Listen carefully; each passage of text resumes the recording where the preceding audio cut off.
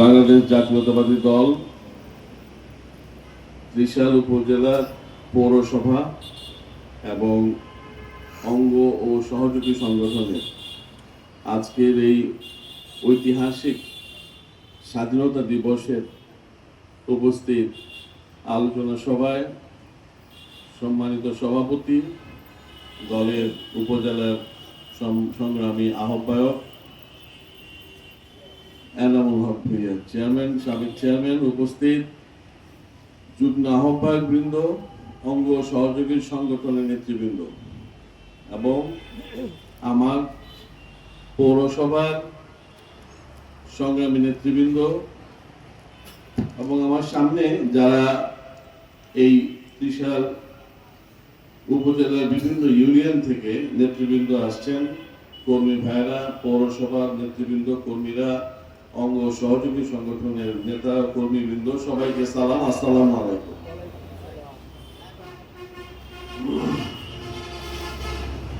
আজকে সকালে আমাদের আরেকটা মিটিং ছিল। সকালে সরকারি আনুষ্ঠানিকতা ছিল, সেখানে কুচকাওয়াজ, তারপরে এই সালাম নেওয়া এগুলা ছিল এবং তার সাথে মুক্তিযোদ্ধা সমাবেশ ছিল।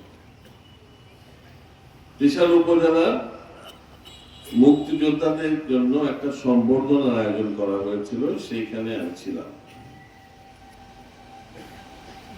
তো ওই বক্তৃতায় যেহেতু দীর্ঘ 17-18 বছর পরে আমরা সরকারি একটা অনুষ্ঠানে কথা বলতে পেরেছি, সেই অনুষ্ঠানে উপস্থিত সরকারি কর্মকর্তা কর্মচারী বৃন্দ ছিল এবং সেখানে আমরা বিগত 17 বছরের মধ্যে ইতিহাস বিকৃতি করার যে চেষ্টা বিগত দলটা করে গেছিল সেগুলো নিয়ে কথা বলছি। আমি মনে করি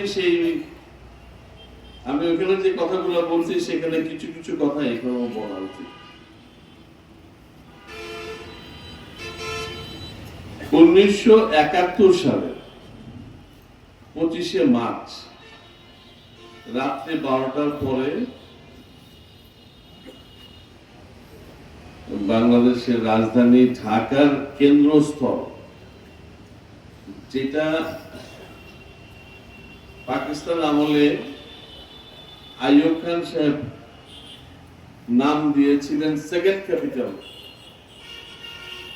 মানে রাজধানীর ভিতরে আবার রাজধানী, সেকেন্ড ক্যাপিটাল কোনটা? ওই যে শেরেবাংলা নগরের জাতীয় সংসদ, তারপরে যে গণভবন, এগুলো সব নিয়ে উনি ওইখানে একটা সচিবালয় করার কথা ছিল, এগুলো নিয়ে হলো সেকেন্ড ক্যাপিটাল। এই সেকেন্ড ক্যাপিটালে কিন্তু আমার বাসা ছিল তখন, আমাদের বাসা ছিল, আমার বাবা যেহেতু কৃষিবিদ, আমাদের বাসাটা ঠিক যে জায়গাটা আজকে শহীদ রাষ্ট্রপতি জিয়াউর রহমান সাহেবের যে সমাধিস্থল, ঠিক ওইটাই ছিল আমাদের বাসা। ওইটার পাশে এরকম আরো 9-10টা বাসা ছিল। ওইখানে একটা পুকুর ছিল, নাম ছিল শান্তি পুকুর। শান্তি পুকুর ঘিরে এদিক দিয়ে 9টা, ওদিক দিয়ে 8টা, এরকম প্রায় 17টা বাসা ছিল। 1 নম্বর বাসাটাই আমাদের ছিল। 25শে মার্চ রাত 12টার পরে আমরা তাকে মানে থমথমে অবস্থায় সেইখানে আমরা জানলার ফাঁক দিয়ে দেখলাম যে একটার পর একটা ট্যাঙ্ক ঢুকতেছে জাতীয় সংসদ ভবনে, এবং এর কিছুক্ষণ পরেই আমরা একটু গোলাগুলি শব্দ শুনলাম। 32 নম্বরের পরবর্তীতে যেটা জানলাম, ধানমন্ডি 32 নম্বর আমাদের এখান থেকে খুব একটা দূরে ছিল না, সেখান থেকে আমরা আওয়াজ পেলাম, গোলাগুলির আওয়াজ। তারপরে জানতে পারলাম শেখ সাহেব আত্মসমর্পণ করছে। এই জিনিসটা এই জন্য বললাম যে ইতিহাসের পাতায় বিগত 15 বছর একজনকে মহামানব বানানো হয়েছে, সেটা হলো শেখ সাহেব। আর সত্যিকার অর্থে যিনি মহান যোদ্ধা ছিলেন তাকে বানানো হয়েছে কি রাজাকর, তাকে বানানো হয়েছে যে পাকিস্তানের চর। এখানে কি এইরকম মিথ্যাচার, মানে নির্জলা মিথ্যাচার দিয়ে 15টা বছর তারা প্রত্যেকটা পাঠ্যপুস্তকে এইভাবে তারা লেখার ব্যবস্থা করছে। আর তাদের সেই সমস্ত বুদ্ধিজীবী লেখকরা সেগুলো লিখছে, লেখা পাঠ্য বই বানাইছে, বানায়া 15 বছর তো পড়াইছে, ঠিক না? আচ্ছা ভাই, এই যে 15 বছর পড়ায়া মুখস্থ করাইলো এই বাচ্চাগুলাকে, এই সরকারের পতনটা তো এই বাচ্চারাই করাইলো, ঠিক না? লাভ হলো কি? লাভ হলো এই মিথ্যার উপরে বসতি করে, মিথ্যার উপরে পড়াশোনা করা একজনকে, মানে যিনি যুদ্ধ লাগে লাগে অবস্থায় সেখানে জাতিকে একটা দিক নির্দেশনা না দিয়া নিজে, ওই ওনার দলেরই তো নেতা ছিল তাজউদ্দিন আহমেদ সাহেব, প্রধানমন্ত্রী ছিল না? তাজউদ্দিন সাহেবের মেয়ে শারমিন নিজে লিখছে বই, এটা আবার গত এই তাদের আমলে কিন্তু প্রকাশ হয়েছে বইটা। সেইখানে লেখা আছে যে তাজউদ্দিন সাহেব একটা রেকর্ডার নিয়ে শেখ সাহেবের কাছে গেছে যে আপনি এখনো সময় আছে, আপনি স্বাধীনতার ঘোষণাটা দিয়ে যান। শেখ সাহেব বলছে যে তুমি আমাকে রাষ্ট্রদ্রোহিতার মামলায় ফাঁসাইতে চেয়েছো, তুমি যাও। এই তো শেখ সাহেব নাকি? এটাই সত্য ঘটনা। এখন যদি পাঠ্যপুস্তকে লিখতে হয় তাহলে তো এইটাই লিখতে হবে, এটা রেফারেন্স ছিল।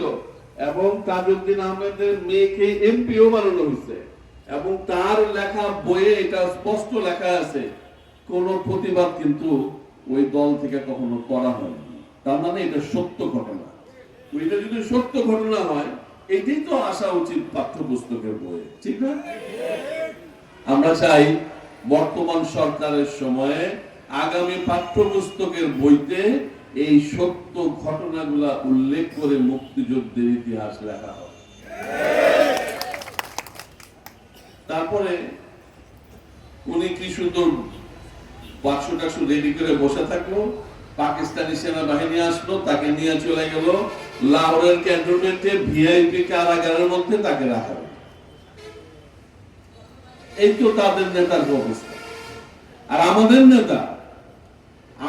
নেতা সেই সময়ে সারা বাংলাদেশ যখন একটা দিক বিদিক অবস্থা, যেখানে কোনো নির্দেশনা নাই, সেই সময় নিজের জীবনকে বাজি রেখে নিজের ফ্যামিলি তখন ক্যান্টনমেন্টে, আমাদের দেশ নেত্রী বেগম খালেদা জিয়া তখন বাচ্চা সহ ক্যান্টনমেন্টে, আজকের প্রধানমন্ত্রী সহ ক্যান্টনমেন্টে অবস্থান করছে। তার পরিবারকে তুচ্ছ জ্ঞান করে সে চিটাগংয়ে দাঁড়ায় বলল যে আই রিভল্ট, আমি প্রতিবাদ জানাচ্ছি, আমি এটার বিরুদ্ধে ঘোষণা করছি। এবং সে কষ্ট করে তখনকার সময় সেই কালুরঘাট বেতার কেন্দ্র খুঁজে বের করে কালুরঘাটে গিয়ে বেতার কেন্দ্রের লোকদেরকে কনভিন্স করে সেইখানে বসে উনি তাৎক্ষণিক